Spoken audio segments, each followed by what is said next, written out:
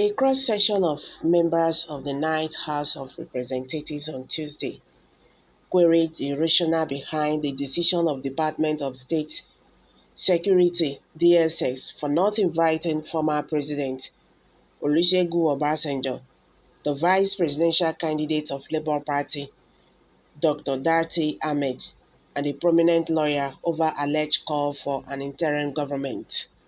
Hey guys, welcome back to Prospect Channel TV. Thank you for always coming out here. If you are just joining us, please kindly subscribe and don't forget to give us a thumbs up. Nigerians, these people want to set this country on fire. APC is not helping Nigeria. These people are making too much problems for Nigerians, too much trouble, and they are dragging us back. They want to set Nigeria on fire. No be today people don dey go court after election. Even the president, who is a member of APC, he don go court reach for 3 times before he became the president. So I see no reason why people who have went to court, for redress, don't turn enemy for Nigeria. And people, when they talk put, they don't turn enemy for Nigeria. So how possible would they install interim government without the help of the present government? So all these people, you see, they carry propaganda up and down just to cause problem in this country. Una dey hear wetin reps dey talk. This one na House of Representatives on Tuesday. They don query the rationale behind the decision of the Department of State Security, that is DSS, for not inviting the former President Olusegun Obasanjo and the vice presidential candidate of Labour Party, Dr. Datti, and a prominent lawyer over alleged call for an interim government. This is just as the House, via a resolution passed after a robust debate on a motion of urgent national importance sponsored by Honorable Yemi Udem, he condemned in strong terms the calls for an interim government. Why affirming that the call for an interim government is unconstitutional and undemocratic? The House mandated all the security agencies to be on alert to forestall the possible breakdown of law and order. The lawmakers, who called for the arrest and prosecution of some of the Nigerians involved in calling for an interim government, include the Deputy Chairman, House Committee on Public Accounts, Honorable Said Abubakar, Honorable Kuyi Ademori, and Honorable Sada Soli.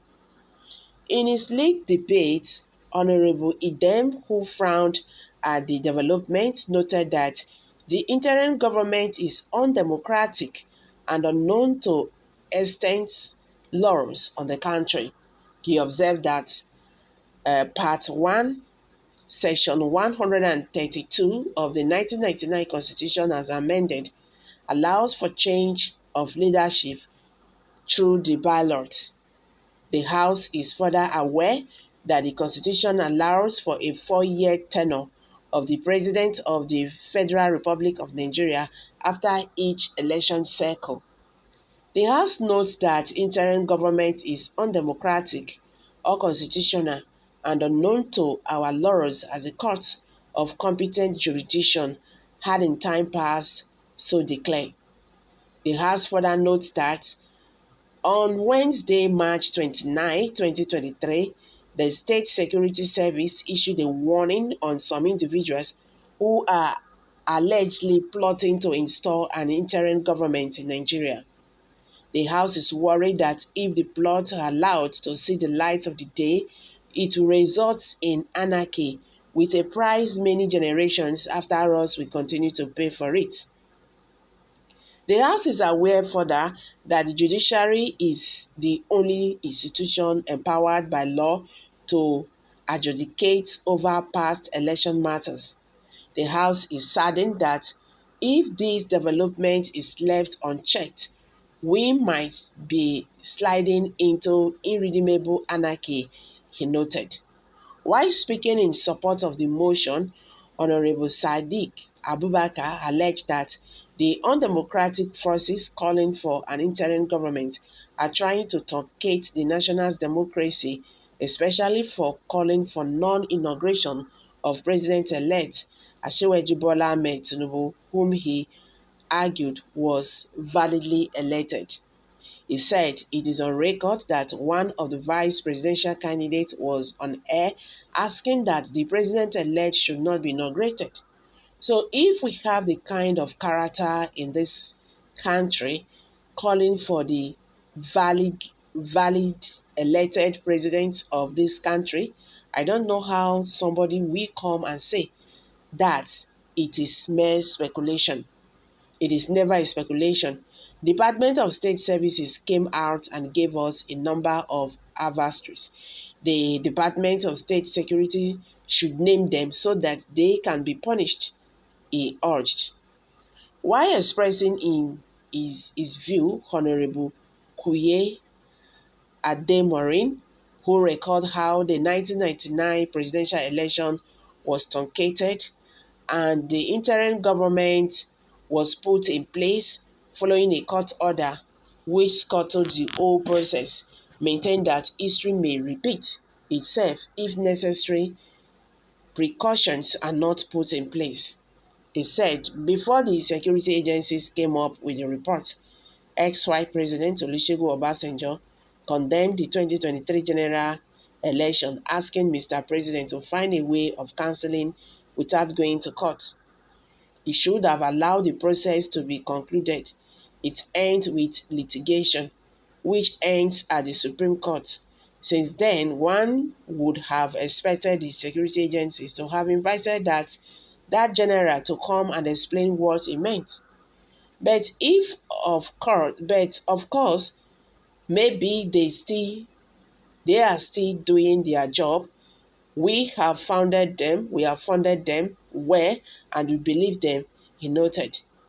While stressing the need to thoroughly investigate the call on interim government, Honorable Aderim said people sponsoring protesters to come to the National Assembly to attack parliamentarians, the borstum of democracy, to come and attack members of defending this democracy.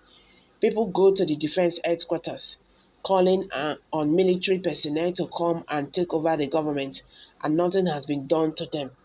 This is one motion that is timely, that we must discuss. We must not even stop at our resolution.